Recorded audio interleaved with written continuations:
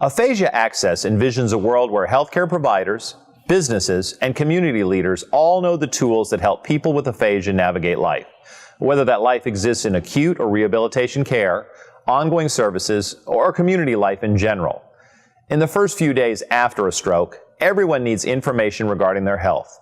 But if a person has aphasia, it is very hard for them to understand what their healthcare providers are trying to tell them, and they often cannot ask questions and be understood. They wonder what has happened to them, why they cannot speak, and why they have difficulty understanding what others are saying. They need information about stroke in general and their condition specifically. In this video, you will learn how to use effective communication methods to achieve important goals in the acute care setting. Providing health education. You can play an important role in helping to provide essential health information in a way that a person with aphasia can understand. By adjusting your communication methods effectively, you can provide communication access to information about aphasia, about stroke, and about other important details regarding the hospital experience. Number 1, information about stroke. People need information about how the brain works, what type of brain damage they have had, what their problems are, and what kind of assessments and treatments they will have. Number 2, information about the brain damage. You can help the person with aphasia to understand what has happened to their brain and a bit about how the brain works. You may want to use aphasia-friendly illustrations to help explain this complex topic. So let me explain a little bit to you. You know that the stroke affects the brain. Did you know that? Yeah. That's now Now you have a bit of an idea. Okay. So that's not a surprise because the left side of your brain, it's doing the work for the right side of the body for movement, okay? But I want to talk to you about the left side of the brain and how that is involved with communication. Number 3, information about tests and treatments.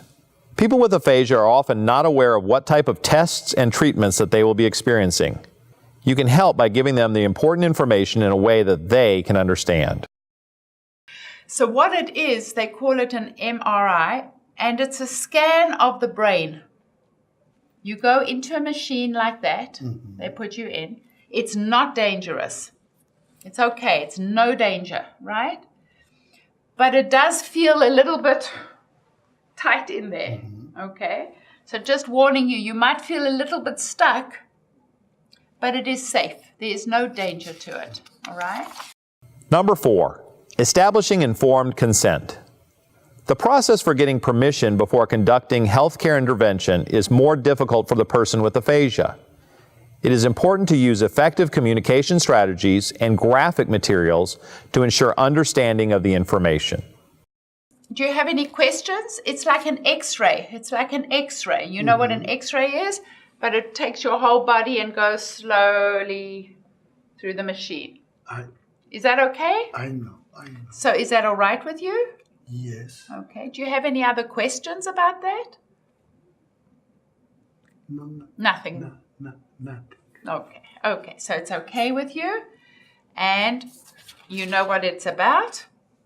So I'm going to ask you if you don't mind, and I'm going to give you a copy. You can take this home. You go home to your ward. When your wife comes, you can show her, okay? So if you can sign, how is the writing? Can you sign your name?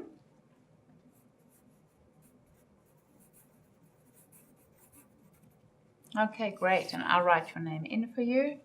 Number 5, information about aphasia. The condition of aphasia is mysterious and frightening. Your information is an important element in ensuring that the person understands what has happened to them and feels supported in their hospital experience. There are a number of key topics that you will want to discuss. Starting the rehabilitation process. While the time in acute care is limited, you can set the stage for positive rehabilitation experience by introducing a number of important concepts in the early days. Competence. People with aphasia are often treated as though they are no longer intelligent.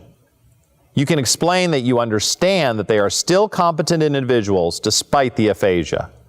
They will appreciate this acknowledgement very much.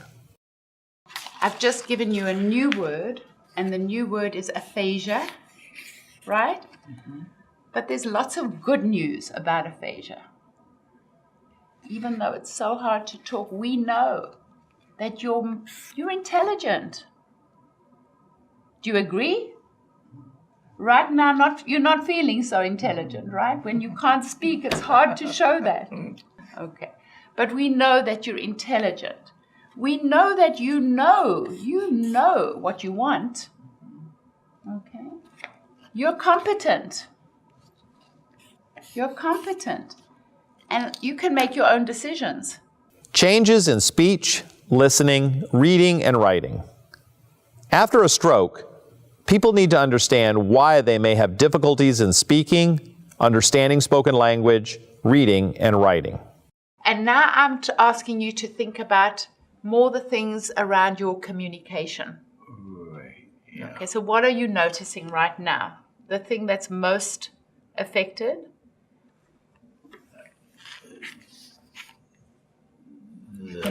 Talking. Talking. Okay. Yeah. It must be really frustrating. Yeah. Yeah. Okay. Have you noticed that reading is difficult? Have you tried to pick up a book in the last 2 weeks, or No. you haven't noticed? No. Okay. No. Have you tried to write anything? No.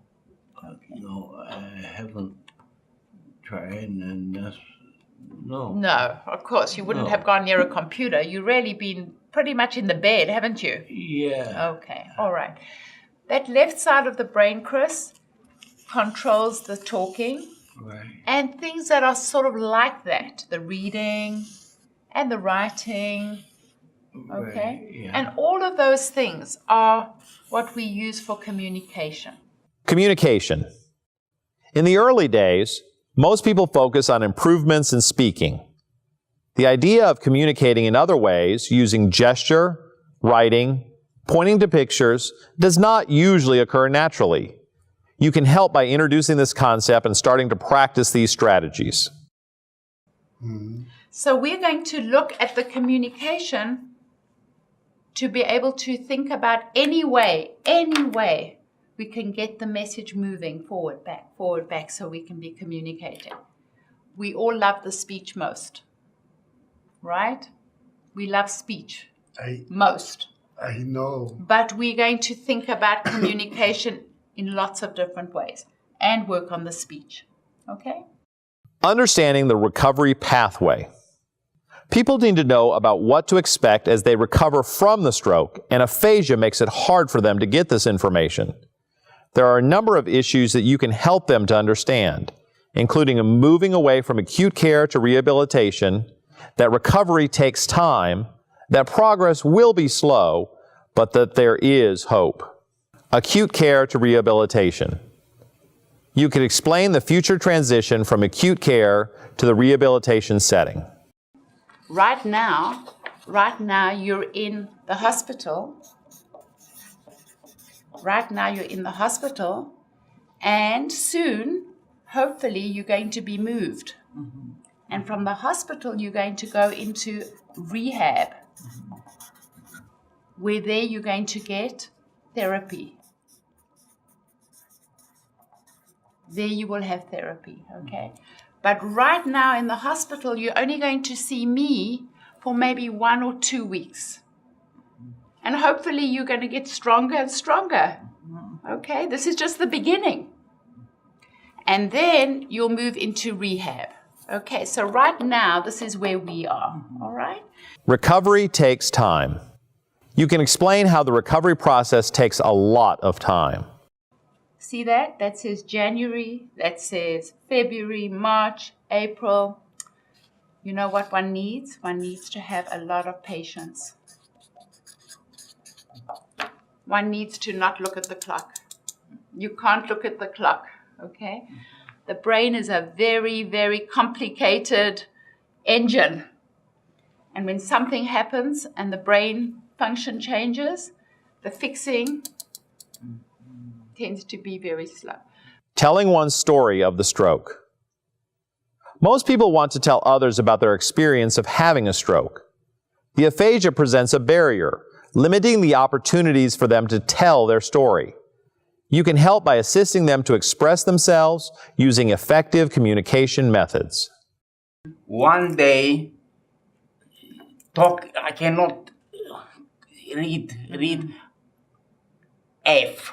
Or happen, what happened, not talk for you. There is hope.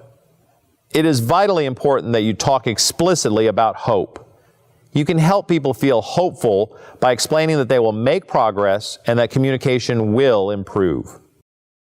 But it's really early days, only 10 days, okay? I know. So all I can say to you is, Richard, try not to worry too much. Let the days roll into each other. Rather you wait for a month and then think, look what I've got back, right? Because you see, the brain is changing. Every day the brain is still changing. It had an injury. And like when you have a really bad injury, every day the bruising changes a little bit, So let's be hopeful. Things are going well, okay? Your skill as a communication partner is the best way for you to help the person with aphasia to engage in a conversation with you, regardless of the topic. Just like a person with a wheelchair is provided physical access via a wheelchair ramp, you can ensure that people with aphasia are provided communication access through using a set of basic techniques. Using these techniques in the acute care setting, you can provide essential information about aphasia, about stroke, and about other important details regarding the hospital experience.